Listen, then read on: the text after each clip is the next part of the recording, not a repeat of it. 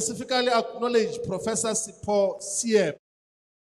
All provinces today, the 12th of April, which is the birth date of President Jacob Zuma, we have got programs and different speakers and activities that are beginning to speak about the life and times, the revolutionary contributions of President Jacob Zuma. For many years, as a revolutionary, as a freedom fighter, even as a head of state and government, there have been so many reactionary and counter-narratives that wanted to portray President Zuma as incapable, as not knowing what he is doing. And the reason why such was sustained over a long period of time is because President Zuma has never been a project of the white capitalist minority system. There is not a single handler under apartheid, post-apartheid, even when President Zuma was in prison. There is not a single handler who can say that they handled President Zuma and they told them or told him what to do. So all provinces are countering the narrative that seeks to denigrate, that seeks to erode the contribution of President Zuma in the struggles against apartheid, colonialism, and in the struggle for total emancipation. Comrades, some of us, just in the recent past, are very fortunate to work very closely with President Zuma.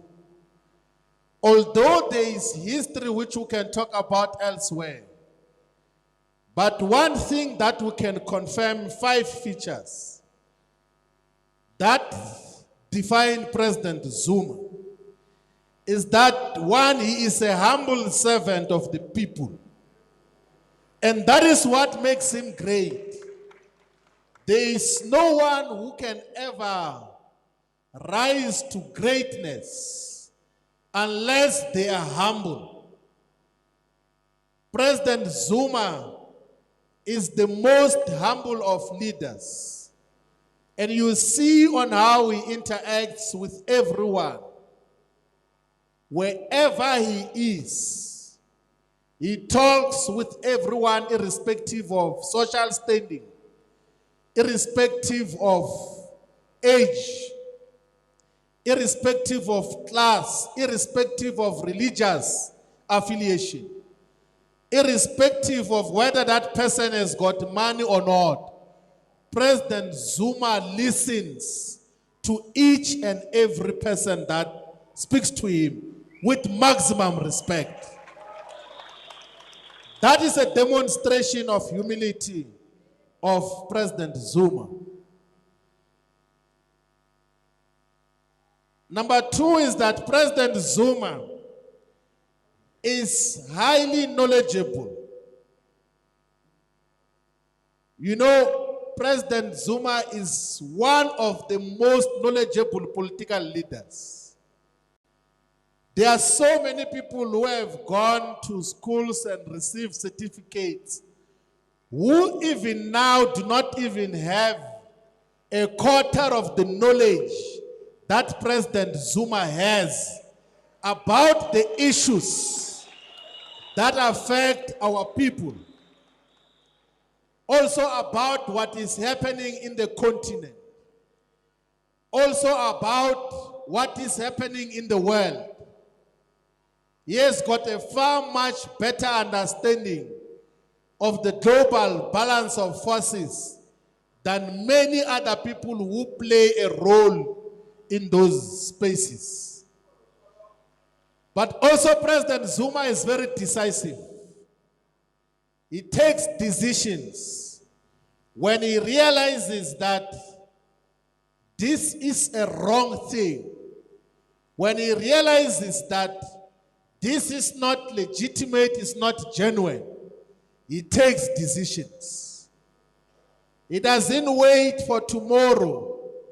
He takes decisions on things that have to protect the interest of the people. The other aspect that defines our president is that he is a revolutionary through and through. He does not sacrifice principle on the altar of political convenience. He doesn't shift because he is speaking to someone else. He is very consistent on revolutionary principles. He is the most consistent, number 5. He is the most consistent defender of the Freedom Charter. Not just the defender of the Freedom Charter, but also did everything else in his power, even as head of state and president, to achieve the aims and objectives of the Freedom Charter. Part of the reasons why President Zuma started Umkhonto weSizwe is because he knew that those who are leading the former liberation movement, the African National Congress, have abandoned the Freedom Charter and will not take the road of defending the Freedom Charter. Some of us were fortunate in October 2023 to get a political presentation and discussion on why Umkhonto weSizwe as a party must be formed to represent majority of our people. In that discussion, President Zuma highlighted 2 most important things. One, he spoke about unity of the progressive forces and illustrated a simple fact that for many centuries now, for many decades, we as black people, the African majority, the people who look like me and you, have been under a system of colonial conquest. Whatever you can wish, even if you can listen to a motivational speaker or read motivational books that says that I'm not conquered, all the material conditions and illustrations about us black people here in South Africa is that we are still a conquered and defeated people. That is shown by a simple fact that we do not own our own land. Majority of the land is still in the hands and control of the colonial invaders, the colonial settlers, and their descendants. We are not in control of our own identity. We are still under the cultural domination of the settlers. Our wealth, our mineral wealth, is still under the hands of the colonial settlers. Our spaces, everything that defines us, is controlled by the colonial settlers. And President Zuma says the reason why in that situation is because in our wars of resistance against colonialism, we did not fight as a unified whole. The colonial invaders, they fought us in different battles. They were numerically, in terms of the numbers, they were far fewer than all of us. And to illustrate that, those of you who have studied history properly, go and check the battle which the oppressed majority won was the Battle of Isandlwana. And in that battle, we were able to defeat the white settlers because numerically we were far much bigger than them. We had superior capacity to resist colonial invasion. But the fact that all other battles we fought as small and unviable tribes and clans. That is why we got to be defeated and subjected to colonial rule, which is still a reality to this day. Colonialism has not yet been defeated. Why? Because black people have been fighting in small corners. And that is when he said then that we need to unite all the progressive forces to fight for total emancipation. And that is the agenda that we understood very well, that what role are these small political parties playing when you know that you have demonstrated over whatever number of years that you can't take political power? Why do you still want to exist as a separate political party instead of consolidating and pursue a bigger cause for total emancipation?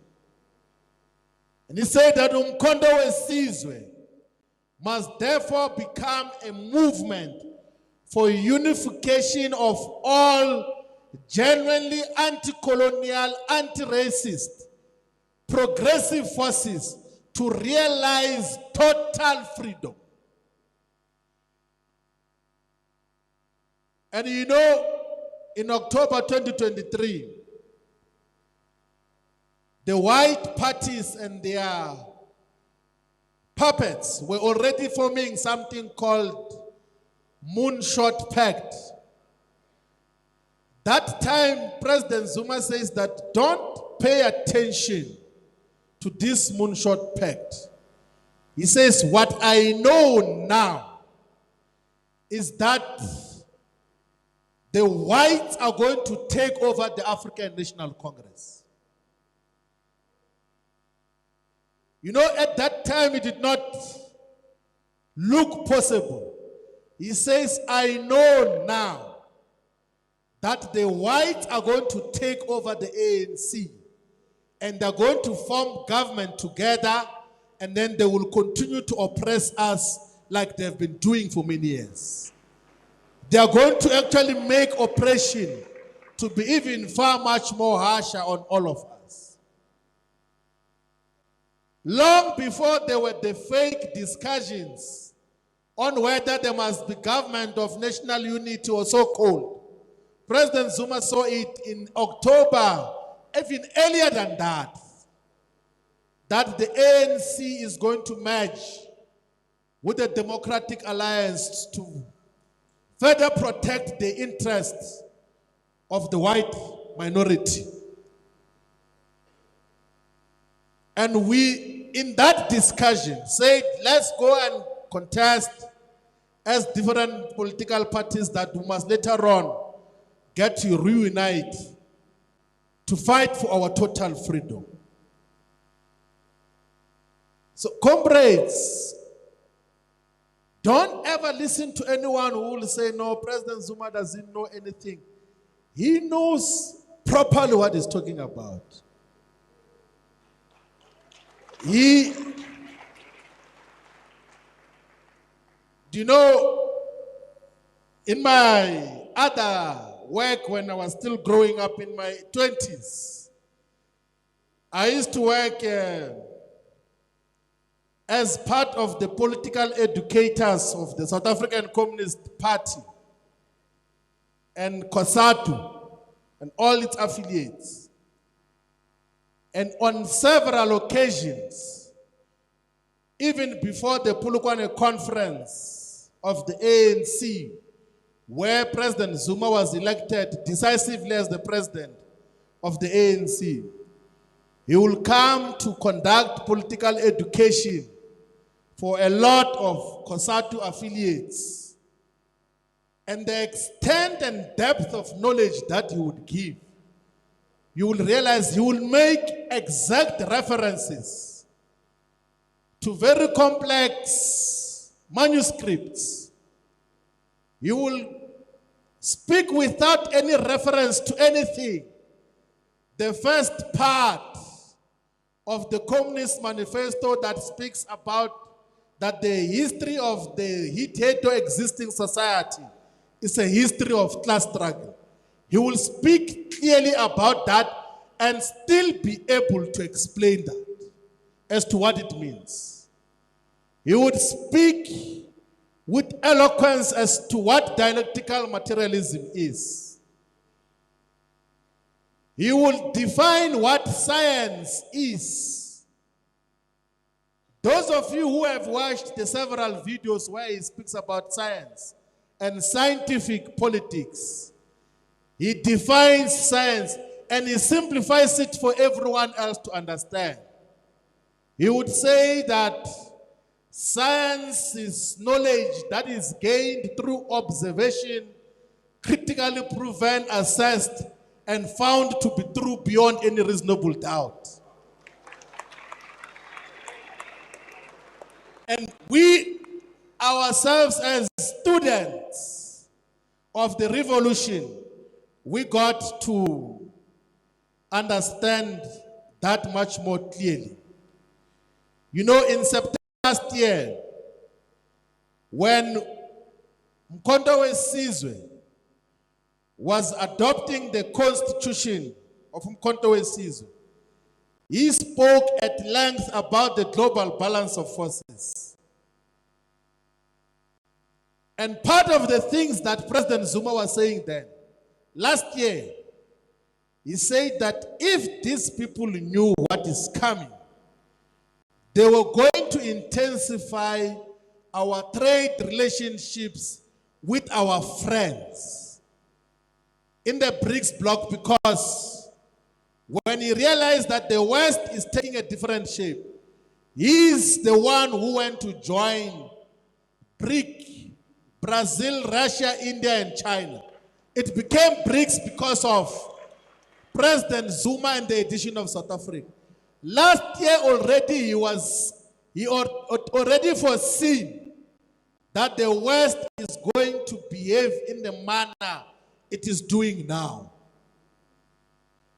He said that if there was leadership in this country, they would be intensifying our trade relationships with our friends, because he could foresee just what was happening.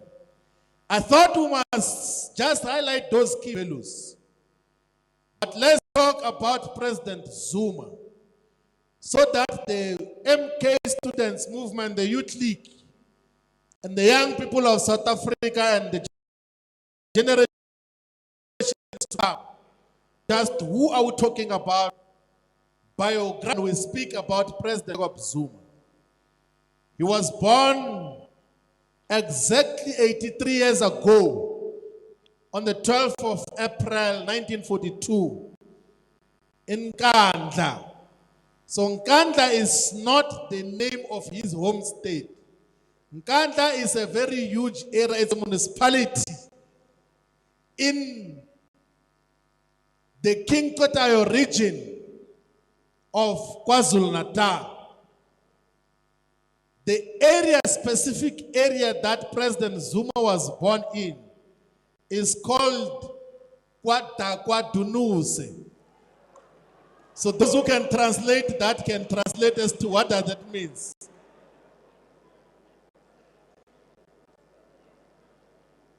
And he spent most of his youth and early stages in KwaDakwaDunuse.